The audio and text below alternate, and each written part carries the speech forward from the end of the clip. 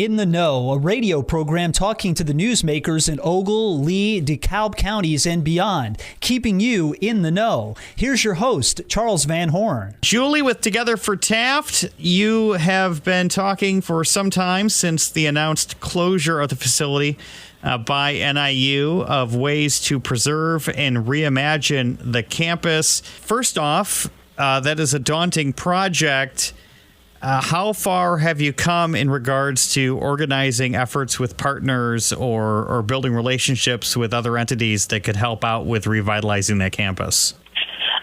You are correct. It has been quite the journey. We are meeting wonderful people along the way. There are so many people that are interested in helping us get to where we need to be, which is to reimagine the campus and reopen it. As far as city or local sponsorships, we are very open to anyone that's willing to work with us and see how we can align our goals together. We have a couple of interested parties at present, which I cannot speak on, but it sounds very promising. The state, Illinois Department of Natural Resources, has in March, they would be willing to possibly work with us, which in that case, that means that Taft at this point has been saved in terms of it has stopped the trajectory of it closing. We have not formalized anything in paperwork as of yet, but we're moving in that direction. Hopefully that happens. The Illinois Department of Natural Resources has been very wonderful in terms of communication with us. It's a very slow process, and we understand that. I am practicing patience, and the city of Oregon backs us 100%. Mayor Ken Williams and the chamber, we spoke at City Hall. They are very receptive to our efforts. We have been working on building a regional coalition in terms of how we, in the surrounding area, like a 30-mile radius of Oregon, on seeing how we can develop symbiotic relationships with one another. How can we help one another to, improve ecotourism and the communities in general, and connection. It's all about connection, connecting people to, the environment, and connecting people to one another. Since NIU has announced they're washing their hands of the campus, as it were, do you have any idea of the status of the buildings and things like that in the 10 months since really it's been shut down? Not a whole lot. I do know that they are being watched over. I do know that they have somebody regularly taking care of them, which has always been and remains my biggest concern. So between NIU and the state, that is getting done. And it's just waiting for us to move in. That's all. And when that happens, of course, you guys will be elated. You've talked a bit about how you wanted to make it an environmental learning center. This would be focused on younger folks, all age groups. Would it be sort of a similar experience as to before with camping, or you guys really still not have an idea of exactly how you're going to bring this thing to life? Well, we do have a plan. We do remain fluid, but we do envision the transformation of Taft into a regional center for sustainability and climate education at its core. That would involve pretty much what Taft was, including grades 4 through 8th. We want to extend that into high school and college students. We also want to include a hub for children and adults, young adults, to have global reach, where we, through Zoom meetings, Microsoft Teams, and so forth, platforms of solving world problems, climate problems in real time, and a space for green job training, leadership development, and community gatherings. We want to open it to the public, so it would be an open campus, whereas before it was a closed campus. And we want to include intergenerational teaching as well, have our wisdom keepers, our 60-plus citizens coming out and having learning relationships with the students, and the students teaching the elderly more about technology, keeping us informed on today's issues and how the youth are facing situations that we may be unaware of, and working together with one another. Will there still be time to tell scary stories around a fire? Oh, absolutely. 100%. It would still stay overnight environmental retreats and workshops, certification courses, academic partnerships, public events that inspire engagement with nature and one another. Can you at least promise 10% of the budget to go towards s'mores supplies? Absolutely. And scholarships will be available for underserved communities. That's very important to us, to make sure that all people have access to this. Yeah, and that was the previous thing that Taft was known for, too, was groups from all over the state were brought to that facility for 1, 2, 3 days to learn more about nature and the area. Julie, if somebody wants to help find out more, if they have $5 million burning a hole in their pocket, how do they reach out to you? We do have a fiscal sponsorship letter under CEI, Caretakers of the Environment International. They can contact us at togetherfortaft@outlook.com. We have a webpage, www.togetherfortaft.org. And please follow us on Facebook, Together for Taft. All of this helps. All kinds of people are coming together, starting to show us where their gifts are at. We may need people to help us pave some of the parking lot up there, or who knows? We need people that will have to help trim the trails back, and all kinds of wonderful opportunities. We also have a couple of fundraisers that we're hoping to have put together over the summer, a 5K walk race, so women with their strollers to people who have an avid interest in running, as well as hopefully a concert in the park, and just bringing people together, enjoying nature. Awesome. Well, when it comes time to taste test the s'mores, I'll for sure be there.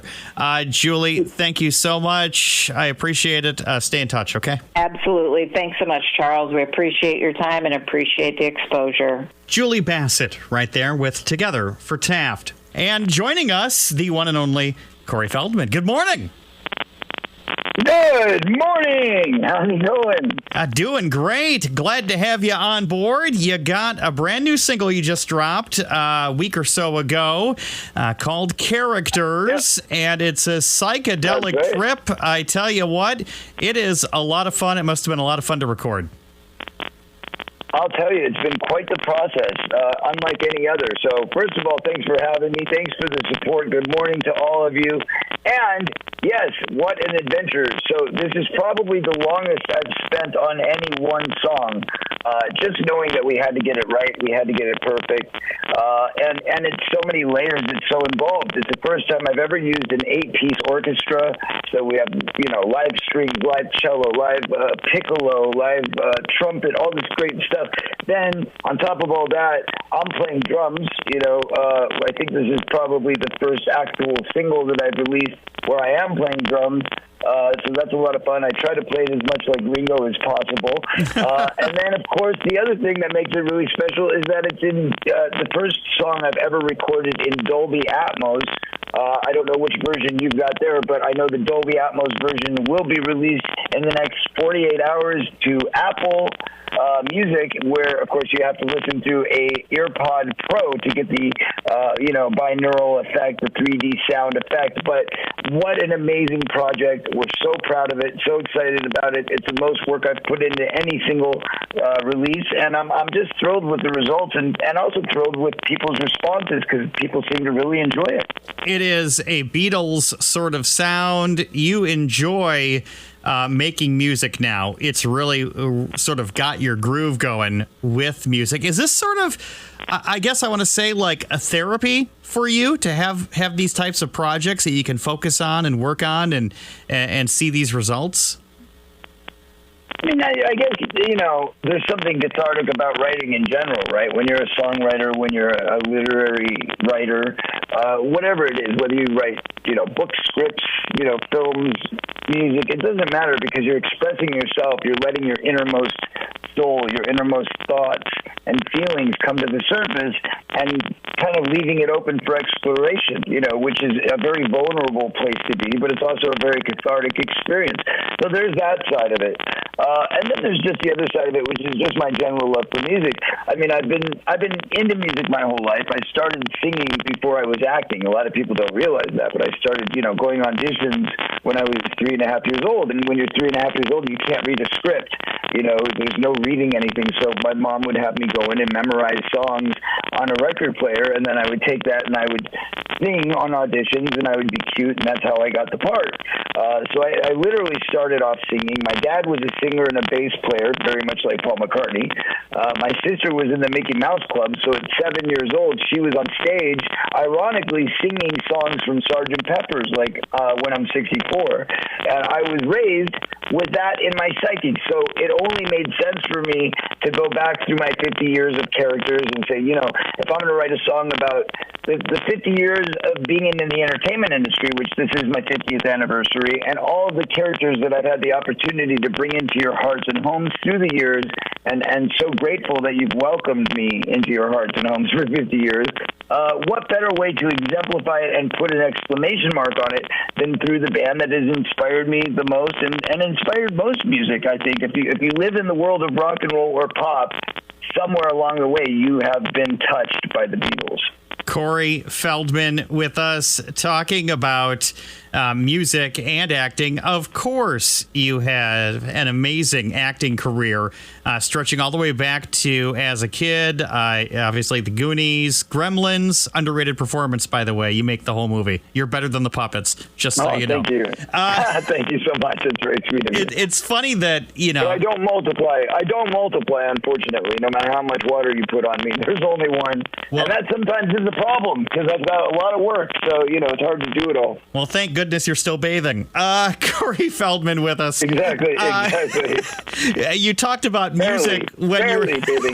Yes, go ahead. Talked about music when you were younger. It's always sort of the old trope that actors want to be rock stars, and you've gotten to the point now where you can really control your own destiny.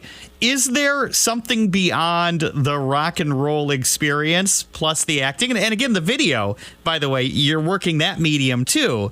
Is there something else that Corey has in the works now? What could be coming? What's your next thing you want to dip your toe into? I'm spending a lot of time producing. A lot of the stuff that I'm doing now is, of course, with my music, I write it, I produce it with a writing and production partner, and we do everything ourselves.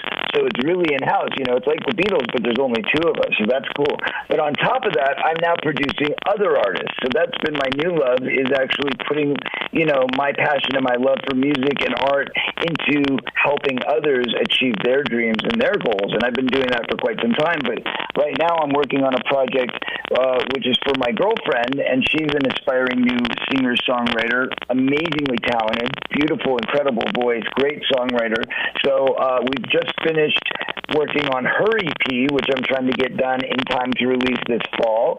And then I have 2 of my own EPs that I'm putting out. One that's this Beatles one. So it's not just a single. It's actually going to be an entire EP that's devoted to the Beatles sound. And it's going to feel very much like, kind of listening to a new Beatles record. But of course, I doubt it'll be as good because I'm not the Beatles. But, it's a tribute to, it's inspired by. And then, of course, there's a dance EP that I'm putting out, which is going to kind of harken back to my earlier sounds of, the kind of top 40 poppy MJ kind of stuff that I did in the beginning.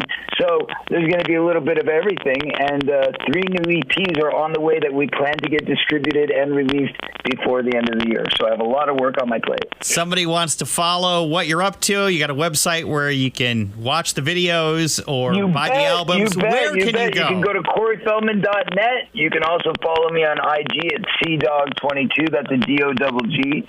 And then you can follow me on X at Corey_Feldman. And, I'm pretty much everywhere. Just Google me if you get lost. Just Google, Characters is the name of my new song. I have no idea what the new EPs are going to be called yet. But I'm still putting out movies, too. I put out 4 movies in the last 6 months. And I've got a lot of surprise stuff I can't even talk about yet on the horizon. So all I can tell you is last year was a crazy busy year for me. Spin Magazine called it the year of Corey Feldman, which was quite an honor. But this year is going to be even crazier with all the stuff I'm putting out. So it's just going to keep building, my friend. All right, get some rest then. You got a busy year ahead of you. Corey Feldman, thank you so much. Buddy. You have a good one. Thank you so much. You too, buddy. Talk to you soon. Thank you for listening to this week's In the Know. The program returns next week at this time with another great conversation with someone from your community.